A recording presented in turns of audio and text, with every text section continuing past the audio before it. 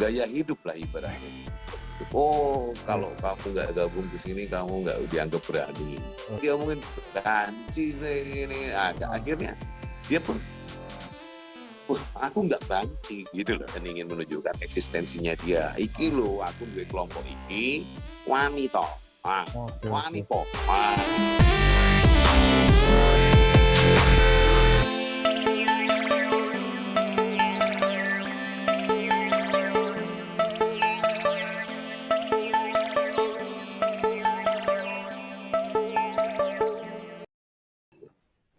Assalamualaikum warahmatullahi ta'ala wabarakatuh. Salam sejahtera, Om Swastiastu, Namo Buddhaya, Rahayu, Rahayu, Rahayu. Dulur-dulur Tribun Jatim dan membaca Surya.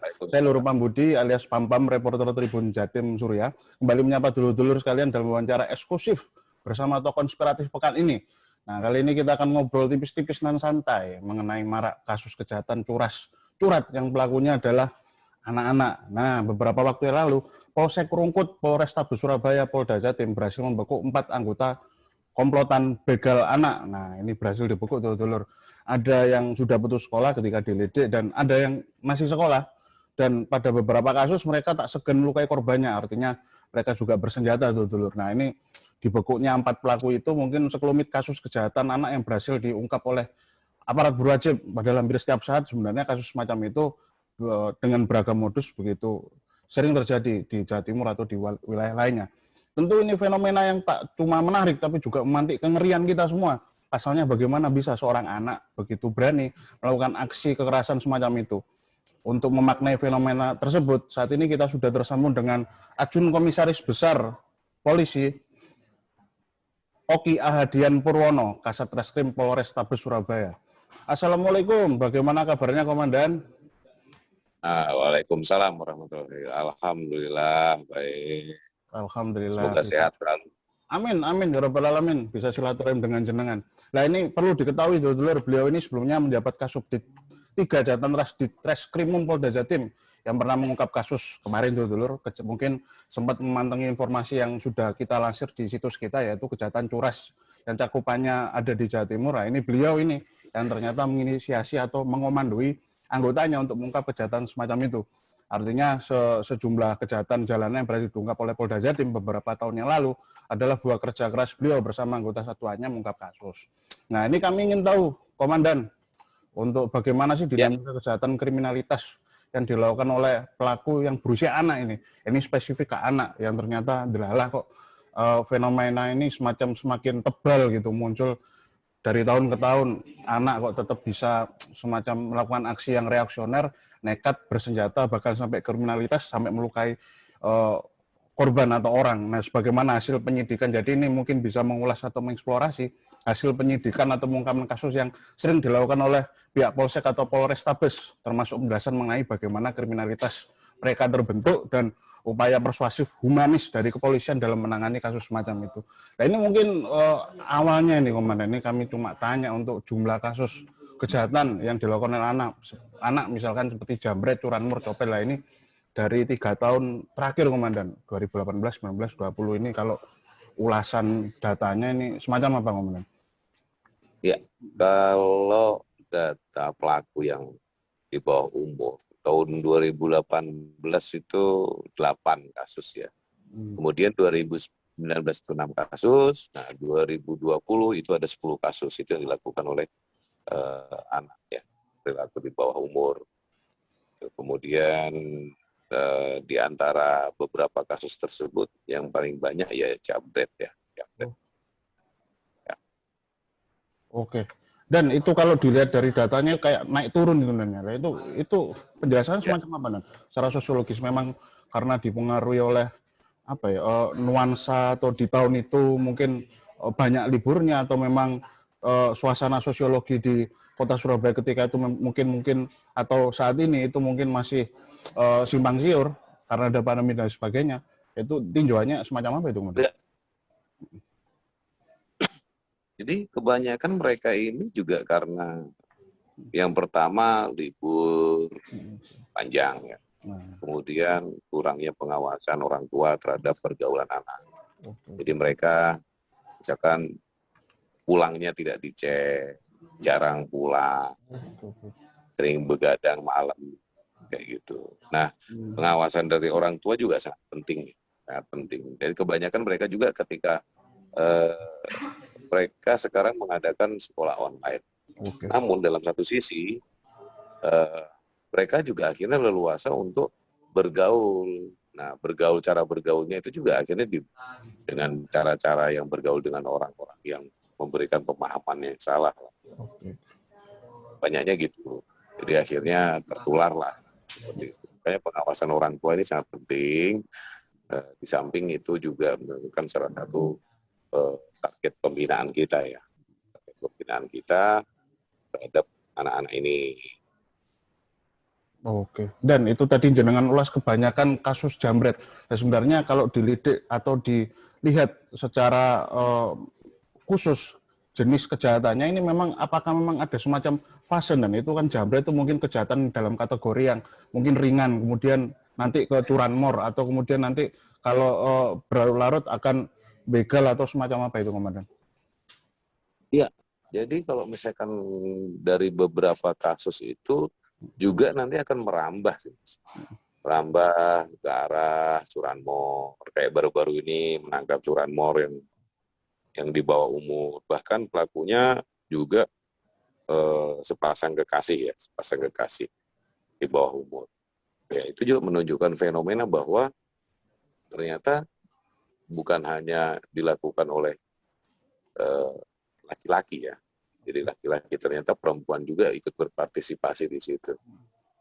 Ya, hal-hal yang tersebut ya akibat dari pergaulan hubungan sosialnya mereka, anak-anak ini. Hubungan sosial ini yang perlu dapat perhatian lah ya dari kita. Makanya ada kegiatan-kegiatan kepolisian seperti Respati itu untuk mencegah. Karena awalnya mereka itu kumpul-kumpul, kemudian mereka melakukan provokasi, nanti lama-kelamaan mereka bisa jalan sendiri, lama-kelamaan dia berteman dengan orang-orang yang dianggap bahwa itu bisa mengakomodir jiwa mudanya. Karena kalau anak muda itu, kalau anak-anak yang begitu kan gampang dipengaruhi. Ya, gampang dipengaruhi, kemudian dia bergaul, merasa diterima oleh orang itu, akhirnya terpengaruh gitu. Mereka kan kalau anak di bawah umur ini kan dia akan mencoba untuk mencari nyamannya dia ketika dia bergaul. Nah, itu juga salah satu hal yang perlu diwaspadai. Dengan siapa dia bergaul, komunitasnya apa, apakah dengan orang-orang yang memang dia mempunyai pekerjaan sering melanggar hukum, kayak gitu. Dia belajar dari teman-temannya. Oh, kemarin aku habis berkelahi dengan ini, gitu kan? Itu kan salah satu hal yang memantik jiwa mudanya dia. Dari situ dia merasa melakukan sekali aksi keroyok, habis itu dia melakukan aksi itu kok ngerasa aman, nggak ada permasalahan, meningkat kepada yang lebih meningkat lagi. Itu yang terjadi. Siap. Dan sebelum masuk secara mendalam dan terperinci mengenai modus kejahatan dan dinamika tindakan kriminalitas dari pelaku anak ini, nah ini kalau boleh tahu di kecamatan atau di Surabaya ini, kecamatan atau kawasan yang terbilang rawan kejahatan jalanan yang terpantau dari monitor Polrestabes Surabaya ini kawasan mana, Men? Apakah memang karakteristik berbatasan antar wilayah atau cenderung karakter-karakter yang memang dalam tanda kutip sosiologinya sepi gitu? Nah ini seperti apa, Komandan? Jadi yang sering terjadi itu hampir seluruh wilayah di wilayah Polrestabes Surabaya. Namun berdasarkan dari laporan yang ada di kami, itu yang paling sering itu adalah wilayah Genteng, Sawahan, kemudian Rungkut, ya itu paling sering. Kalau wilayah perbatasan ya di dekat Genteng ya, kalau daerah perbatasan, karena dia berbatasan dengan Pabean Cantikan. Oke. Barat itu apa, Dan? Misalkan daerah barat. Kalau barat itu dia di sana wilayah Tandes ya. Tandes ya. Paling sering ya. Kalau selatan? Selatan? Kalau selatan itu rumput yang banyak. Rungkut. Oke. Rungkut masuk selatan ya, bukan timur ya? Makanya kalau misalkan selatan malah nominasinya kecil. Kecil. Oke, kategori kecil selatan. Kategori kecil, tidak oke. banyak. Yang banyak itu ya Rungkut. Oke. Nah, dia berbatasan dengan mana Sidoarjo. Dan itu kalau dilihat dari jenengan sebutkan tadi kawasannya, itu sebenarnya kalau dilihat dari karakteristik sosiologi area situ itu memang sepi atau memang di situ bukan sepi tapi mungkin banyak gedung-gedung yang besar sehingga aktivitas sosial masyarakat cenderung kurang di situ atau semacam apa itu kemudian? Mereka sering melakukannya pada waktu yang bisa menurut mereka aman ya. Ya pasti kalau menurut aman ya pasti pada saat kondisi sepi. Nah, kondisi sepi, kemudian jarang orang melintas, kemudian dia ini bagus juga untuk melakukan aksi kayak gitu. Sehingga mereka tidak termonitor petugas. Berarti semacam tidak ada jam-jam misalkan malam atau dini hari atau semacam apa? Siang, siang atau sebelum duhur kalau memang sepi ya bisa aja. Ya, betul. Jadi tidak melihat jam ya. Tapi kalau dia melihat situasi. Situasi yang berpeluang gitu. Ya, berpeluang, oke. Ya, main. Dan kita bicara mengenai modus kejahatan anak-anak. Ini modus yang biasa mereka lakukan semacam apa kemudian? Kalau kita menilik dari kasus-kasus yang diungkap oleh polsek-polsek jenengan ini, itu kan banyak itu. Ada yang menodong, langsung nodong, kemudian ada yang semacam merekonstruksi situasi yang membuat korban bingung. Wah ini kamu dulu pernah mukul saudara saya, berhenti kemudian di situ diprovokasi, dibegal dan sebagainya. Itu modusnya itu semacam apa komandan? Macam-macamnya kemudian yang paling sering itu ada banyak sih sebenarnya juga. Kemudian dia melakukan perampasan ya, ketika itu habis dirampas dia langsung pergi. Kemudian juga dengan cara berkelompok ya, mungkin 3 orang, 2 orang, korbannya cuma 1 orang dikeroyok kayak gitu, diambil barang-barangnya tinggal pergi. Kemudian juga mengancam dengan korban yang jauh di bawah dia, kemudian dengan menggunakan sajam, ditodong. Ada juga yang seperti itu. Ada juga dengan alibi bahwa seakan-akan korban ini pernah memukuli adiknya. Sehingga diajak janjian, kemudian diajak seperti apa, dibawa ke tempat yang sepi. Padahal sebenarnya niatnya dia untuk ngambil barangnya dia, itu aja sih. Merampas dan menguasai gitu, waduh. Dan kalau dilihat dari modus macam itu, mereka itu sebenarnya punya kecenderungan untuk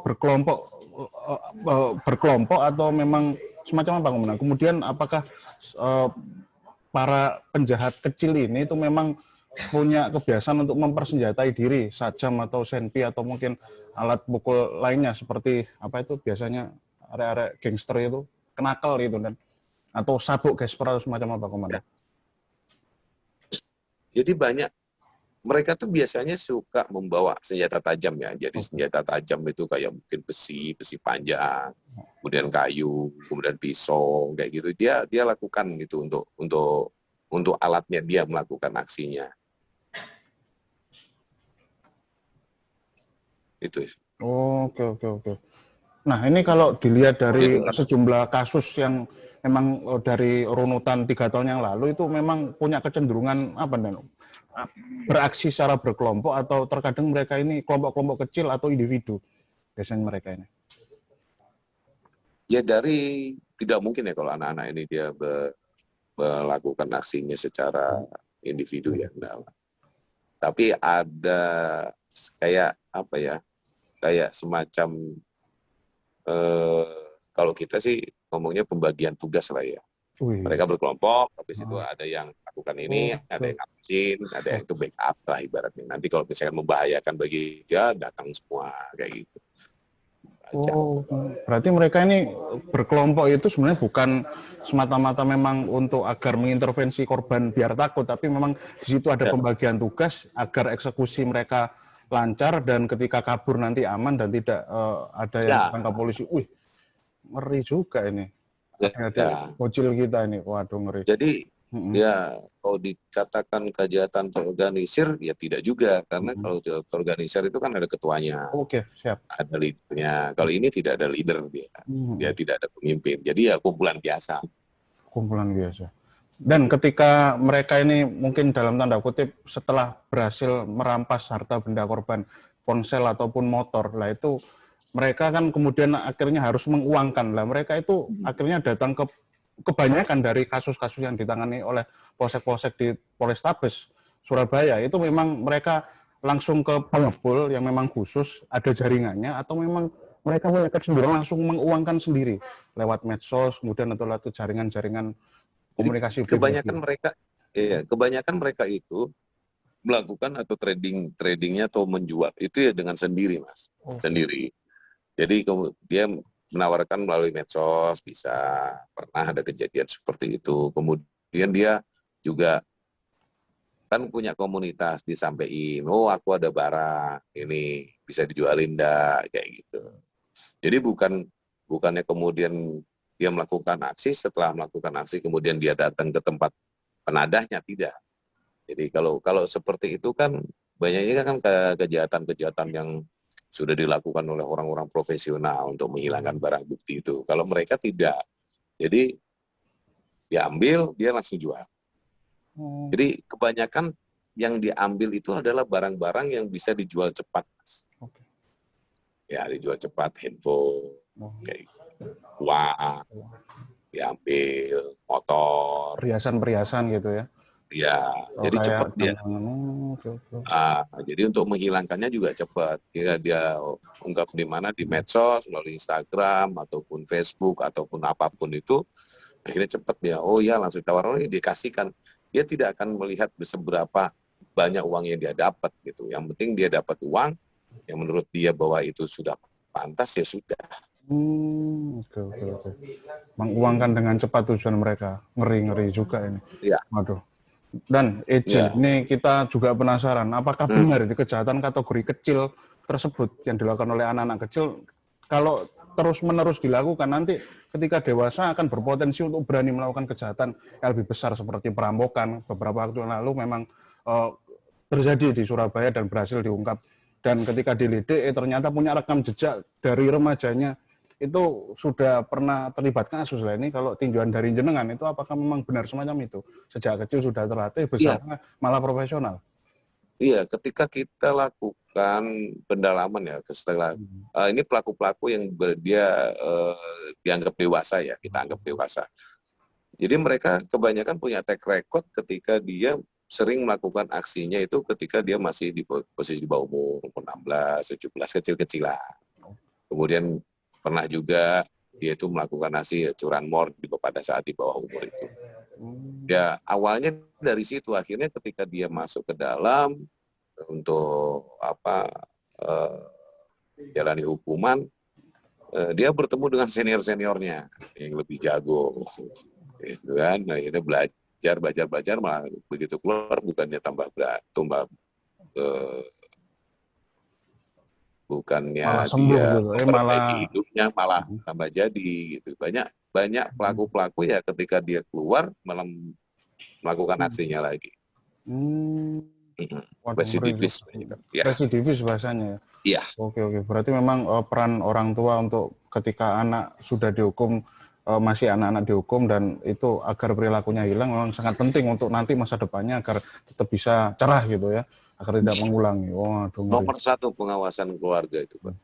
Jadi kalau kita orang tua nggak mengawasi, ya bagaimana mengawasi pergaulan anaknya ketika di luar dari sekolah, ya kemudian jam pulangnya, aktivitasnya nggak pernah dicek sama orang tuanya, ya bisa juga berdampaknya seperti itu. Karena kebanyakan kan mereka ini kan orang yang sering keluar malam ya, maksudnya dia betah untuk begadang di luar. Nah itu kan harus pengecekan orang tuanya. Ya, seharusnya orang tuanya mungkin ya ada jam malam tanda kutip, jam malam itu yang diterapkan oleh orang tua terhadap anaknya sebagai bentuk pengawasan. Oh misalkan kamu boleh keluar tapi jam 10 kamu harus pulang. Nah, seperti itu lagi, jam 10 malam harus pulang. Nah itu hal-hal yang harusnya juga dilakukan oleh para orang tua ya, Oh, sehingga pelaku-pelaku kejahatan ini juga yang di bawah umur juga ini bisa dieliminir ya. oke. Sinergi lah antara kita, aparat kepolisian, pemerintah kota juga mengimbau peran orang tua untuk mengawasi. Jadi jangan sungkan-sungkan untuk menanyakan aktivitas anaknya sendiri. Semacam itu. Dan menilik mengenai sebab munculnya perilaku yang secara sosial ini mengalami gangguan, kemudian akhirnya berani melakukan kejahatan kriminal. Ini kalau dilihat jenengan tadi sudah banyak mengulas peran keluarga, jadi bukan hanya polisi yang berperan, tapi yang paling penting adalah keluarga. Tadi sudah jenengan ulas. Sebenarnya kalau dari hasil lidik jenengan, dari ratusan kasus mungkin, melihat kasus semacam itulah sebenarnya kondisi keluarga semacam apa sih yang kebanyakan membentuk anak-anak ini sampai bertindak reaksioner, sampai berani melakukan aksi kriminalitas. Ini mungkin untuk edukasi masyarakat ini. Kondisi keluarga yang mungkin bagi para orang tua ini biasa, misalkan dan sebagainya, ternyata itu bisa berpengaruh ke anak tadi ucul sebagaimana yang jenengan sampaikan tadi, sampai berani melakukan aktivitas kriminal. Ya. Jadi kondisi yang banyak ya, kondisi keluarga ya, kalau dari hasil dari anatomi kami dalam hal ketika kita sudah melakukan upaya penegakan hukum terhadap pelaku kejahatan di bawah anak, itu kurangnya komunikasi orang tua, komunikasi, kemudian perhatian, terus orang tuanya sibuk cari nafkah gitu ya, akhirnya waktunya untuk melihat atau melakukan pengawasan terhadap anak ini sangat kurang.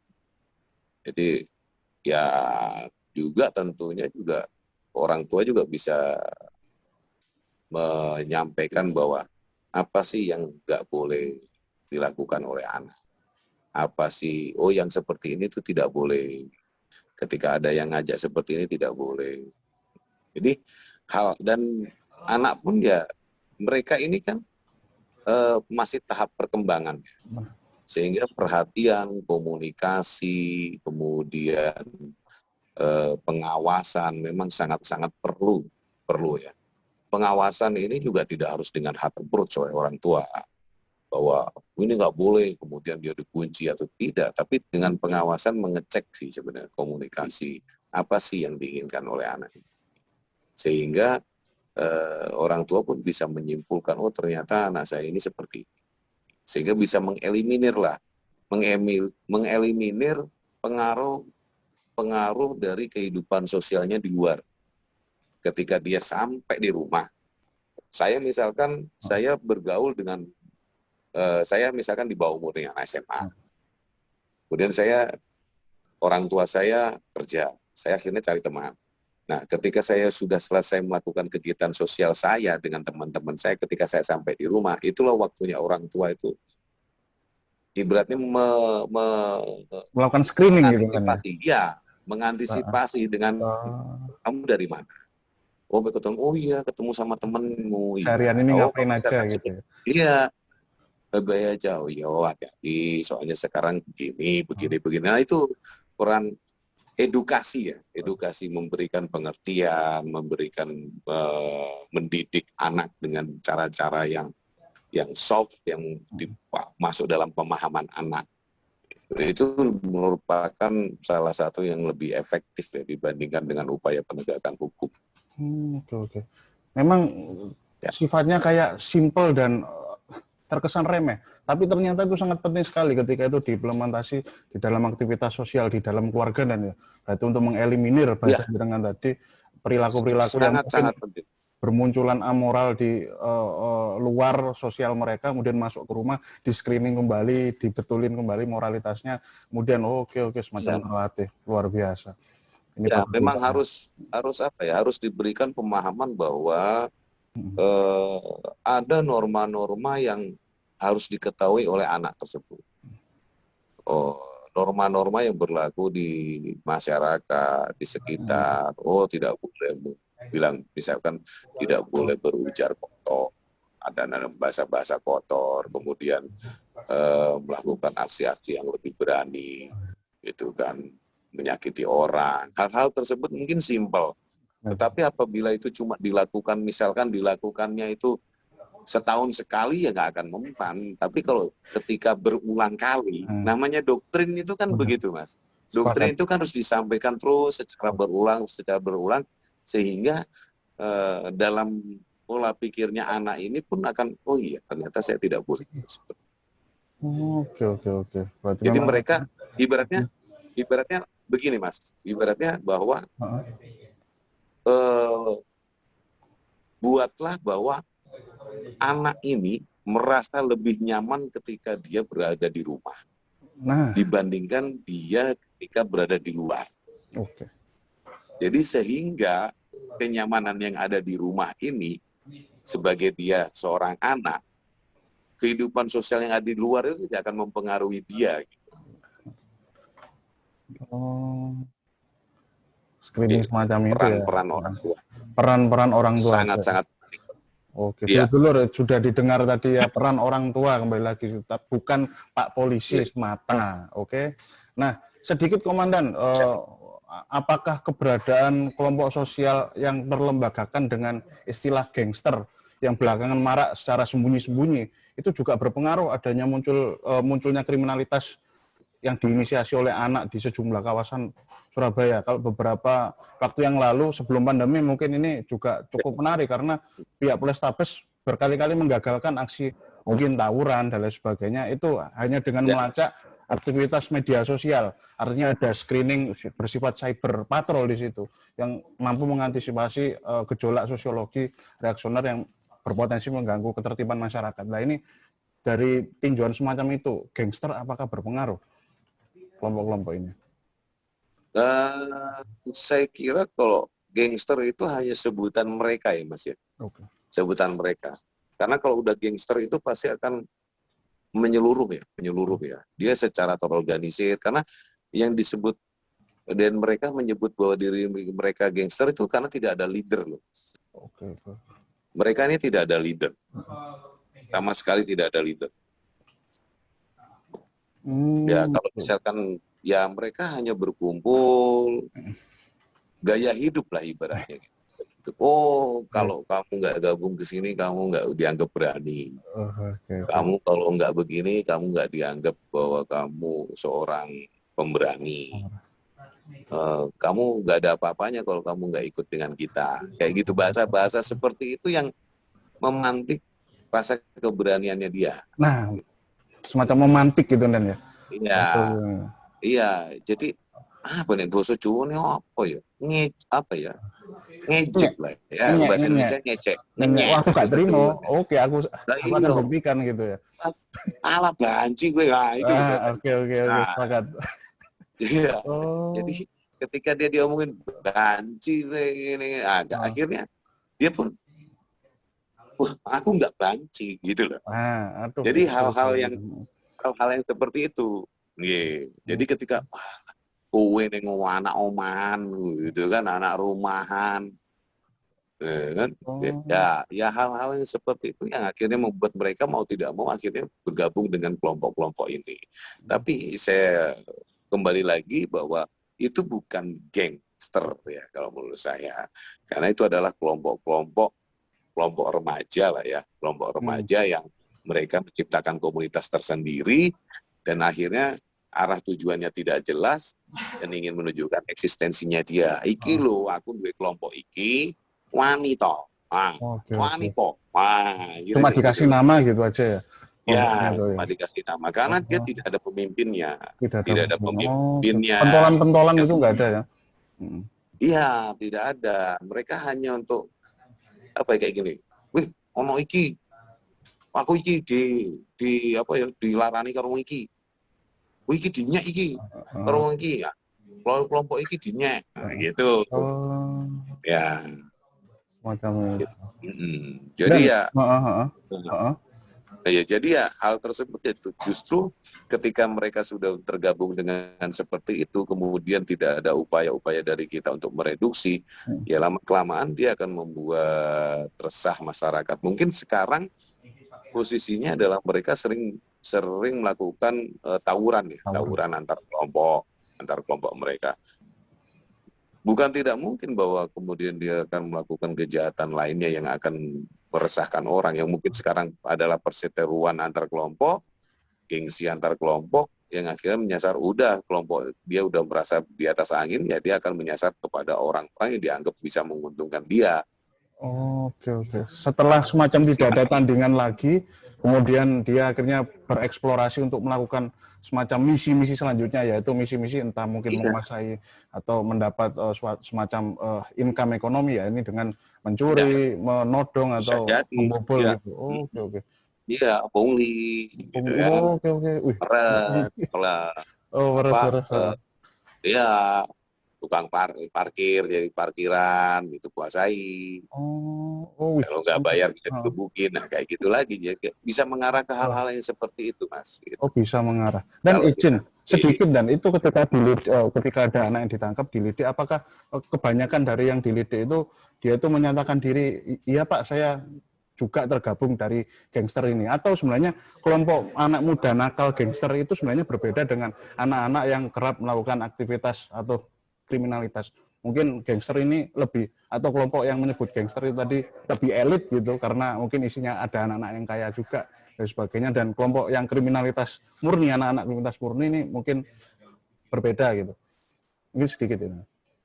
Kalau kriminalitas murni ya, kalau saya bisa ngomong bahwa orang yang orientasinya adalah mencari keuntungan untuk melakukan dia melawan perbuatan hukum ya, melakukan aksi kriminal untuk keuntungannya, saya kira itu malah justru dia tidak akan untuk mengekspos keberadaannya, Mas. Oke.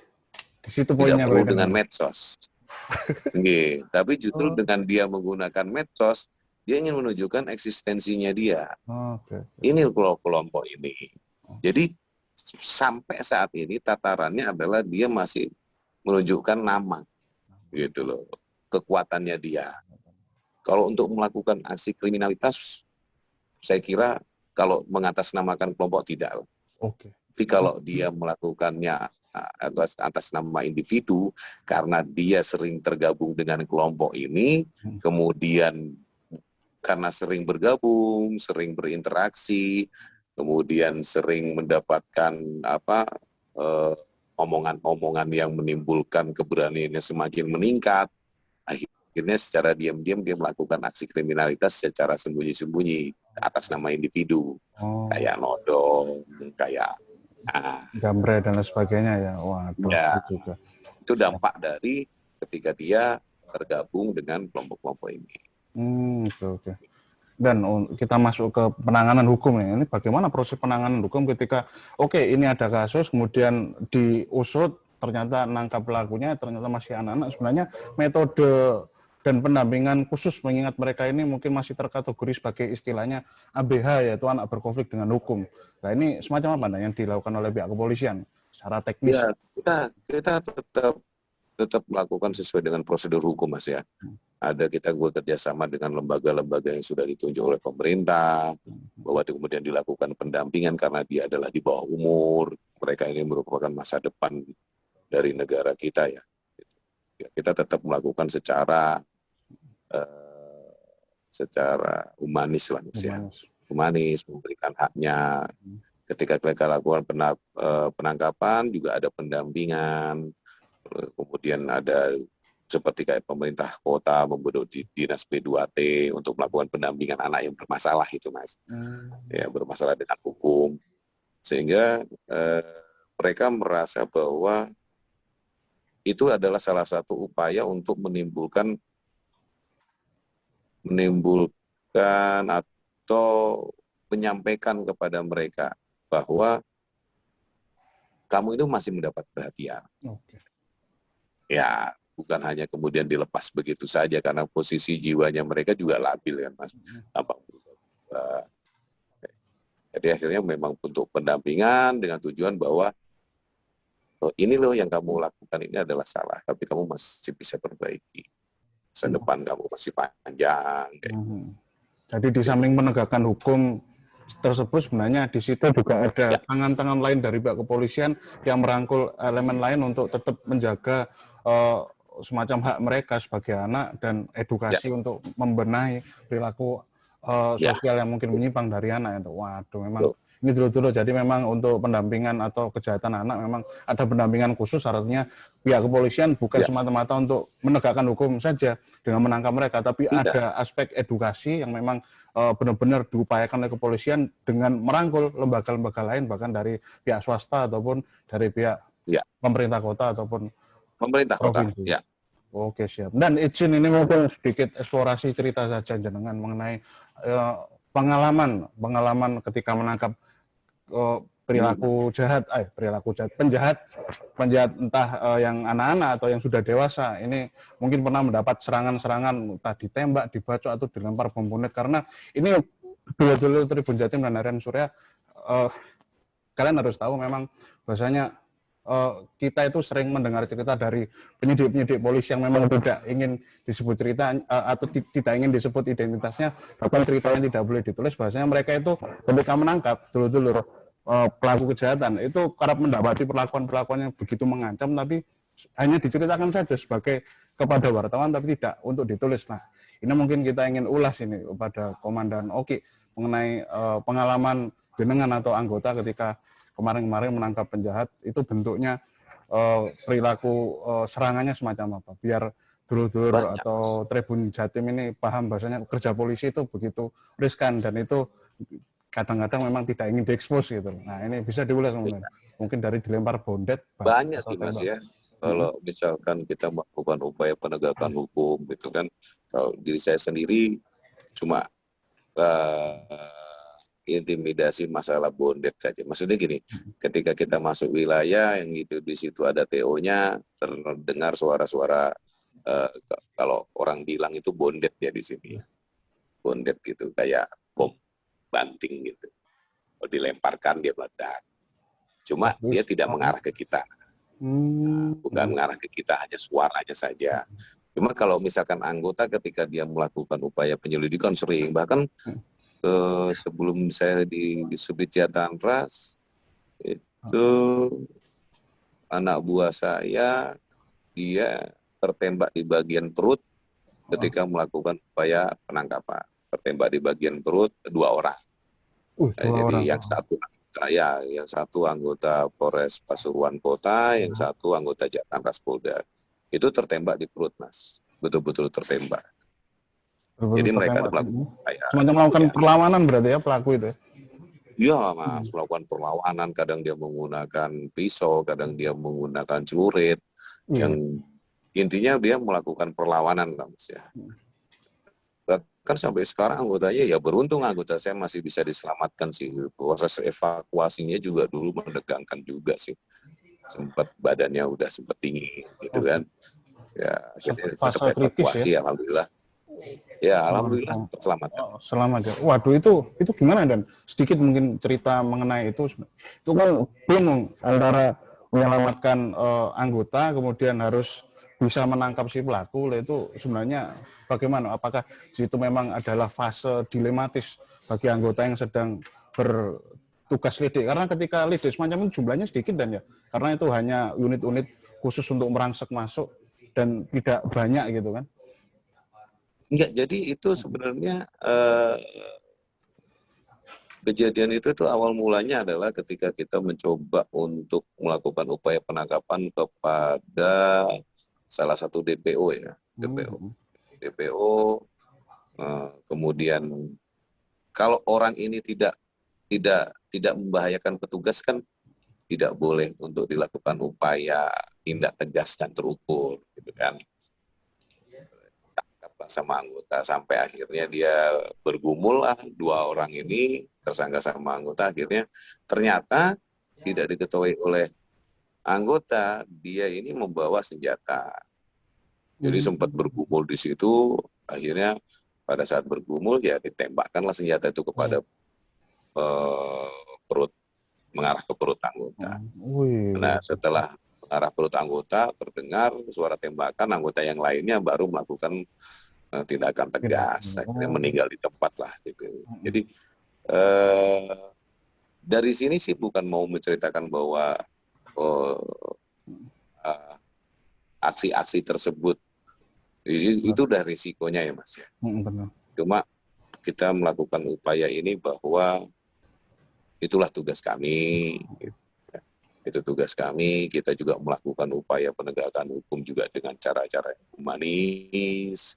Kita tidak akan melakukan upaya tindakan tegas dan terukur atau melakukan upaya penembakan tanpa ada unsur untuk membahayakan jiwa kita.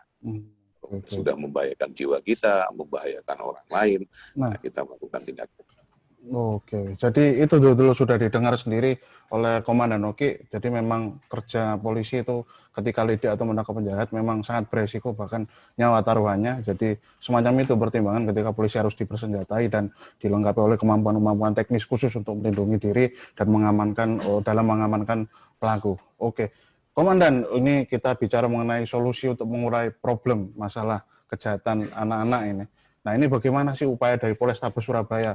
Mungkin ada bocoran program yang benar-benar akan dilakukan jangka pendek, jangka panjang untuk mengatasi atau menekan angka kejahatan jalanan. Apakah melakukan giat patroli kawasan rawan atau mungkin semacam giat untuk sosialisasi ke sekolah-sekolah, menggerakkan polsek-polsek menyediakan penyuluhan Kamtipmas atau edukasi yang sifatnya itu langsung kepada kelompok-kelompok banyak anak-anaknya, yaitu sekolah gitu, institusi sekolah. Karena kemarin ya sering kali kami mendapati memang banyak kapolsek di Polrestabes Surabaya memang setiap hari Senin belusuan masuk menjadi kayak memberikan wacana ketika di upacara gitu kan.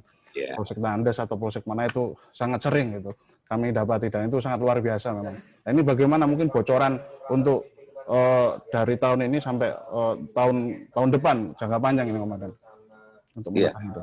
Jadi untuk rencana dari kami yang khusus Satreskrim ini kita sudah memetakan sih Mas ya. Sebenarnya kita sudah setiap hari memetakan kejadian kriminalitas yang ada di wilayah Polrestabes Surabaya ini terjadinya sering di mana, modus operandi seperti apa, jam-jam rawannya pada daerah mana saja yang dianggap rawan untuk daerah untuk aksi kriminalitas.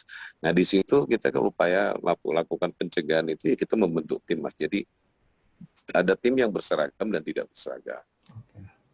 Yang tim berseragam dia melakukan upaya pencegahan. Tapi ketika dia tim yang tidak berseragam dia melakukan upaya penegakan hukum. Ketika aksi ini sudah terjadi dia lakukan upaya penegakan hukum.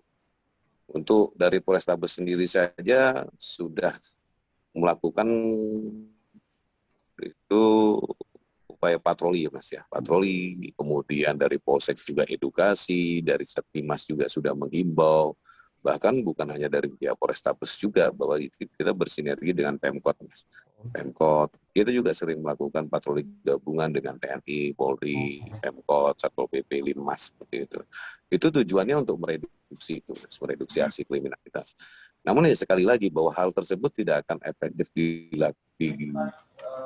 efektif hasilnya apabila dari sisi orang tua dan masyarakat juga tidak berpartisipasi.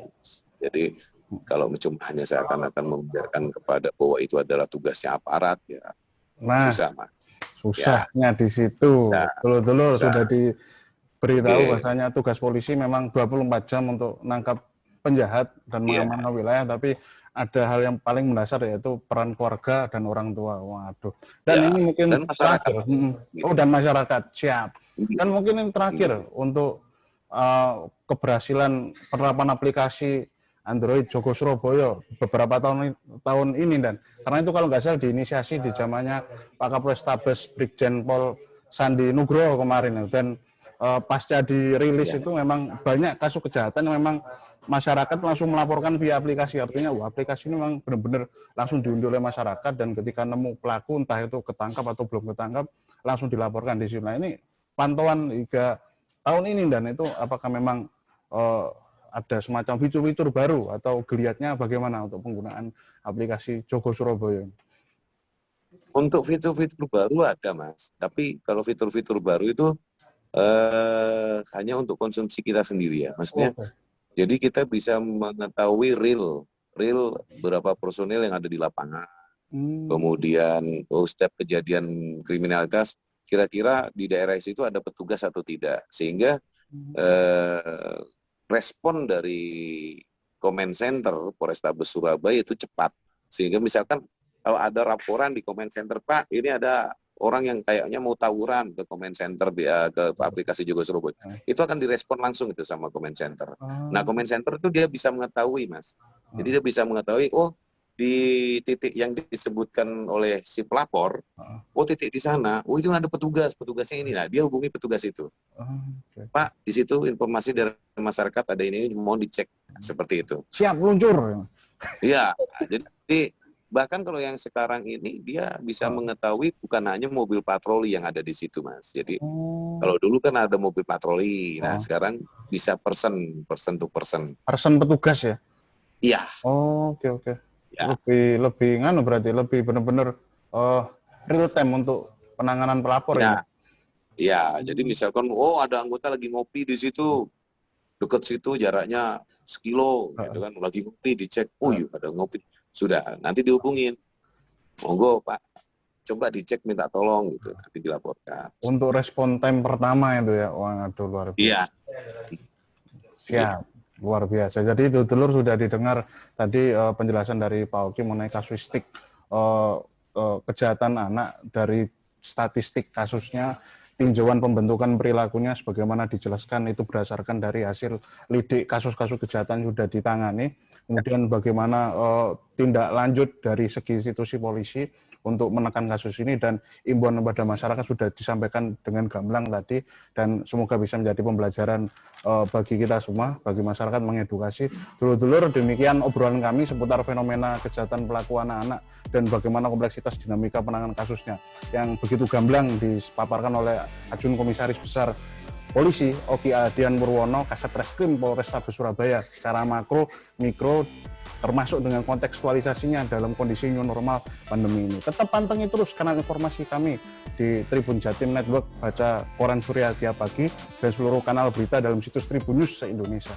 Mohon maaf, harap maklum manakala ada kekeluaran ucapan, dan terima kasih banyak. Wassalamualaikum warahmatullahi wabarakatuh.